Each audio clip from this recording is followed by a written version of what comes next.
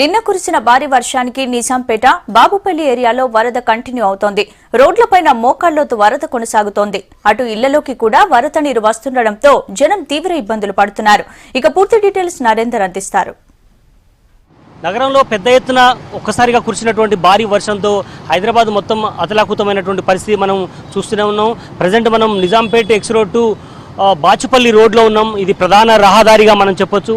ఇక్కడ మొత్తం two wheelers అయితే ఆల్మోస్ట్ మునిగిపోయే పరిస్థితి దాకా వాటర్ రాత్రంతా కూడా కొనసాగాయి. ఈ రూట్ నుంచి ఎవరైనా రావాలంటే భయంగా పడాల్సిన పరిస్థితి వచ్చింది. మనం చాలామంది రాత్రి కూడా ఇక్కడ 15 మంది వరకు నీట మునిగినట్టు చాలామంది చెప్పడం జరుగుతుంది. మనం కొంతమందిని ఇక్కడ మాట్లాడించే ప్రయత్నం చేద్దాం. వాళ్ళంతా కూడా తమ ఆవేదనను వ్యక్తపరుస్తున్నారు. ఎట్లా అనిపిస్తుందండి రాత్రి నుంచి మీకు? చాలా ఇబ్బందిగా ఉంది. అసలు అధికారులు ఏం పట్టించుకోవట్లేదు. సమయానికి వచ్చి ఇదంతా చేపిస్తే బాగుంటుందని చాలా వెహికల్స్ కూడా పాడైపోతున్నాయి. ఎక్కడ గుంతుందో కూడా కనపడట్లేదు. చాలా ఇబ్బంది ఉంది. ఇమీడియట్గా కేసీఆర్ గారికి విన్నపం చేస్తున్నాము. ఈ రోడ్లు కొద్దిగా ఎక్కడెక్కడ డ్రైనేజ్ మేము రెడ్డిస్లో జాబ్ చేస్తామండి. చాలా ఇబ్బంది అవుతుంది ఇక్కడ నుంచి వెళ్ళాలంటే. కొద్దిగా కేసీఆర్ గారికి ఒకటే విన్నపం చేస్తున్నాము.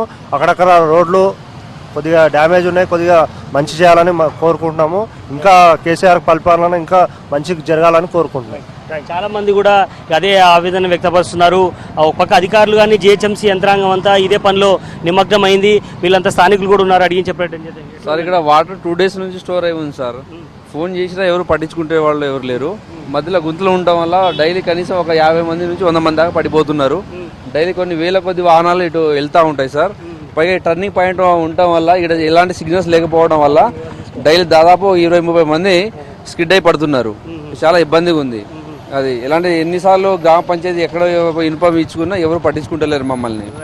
మనం కొంతమందిని అడిగించే ప్రయత్నం చేద్దాం. అదే సమయంలో ఇక చాలా అపార్ట్మెంట్స్ దీన్ని కానుకొని ఉన్నాయి. అపార్ట్మెంట్స్ అన్నిటికీ లోపలికి నీళ్లు పోయాయి. కనుక ఈ అపార్ట్మెంట్స్ వాళ్ళందరూ దాదాపు ఇలా 200 హౌసెస్ వరకు లోపల ఫ్లాట్స్ ఉన్నాయి.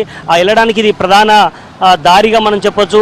ఆ మెయిన్ గేటు మొత్తం క్లోజ్ అయ్యాల్సిన పరిస్థితి ఉండడంతో అందరూ కూడా వెనుగిరి నుంచి అక్కడే అపార్ట్మెంట్లో కొంతమంది ఉండాల్సి వస్తుంది.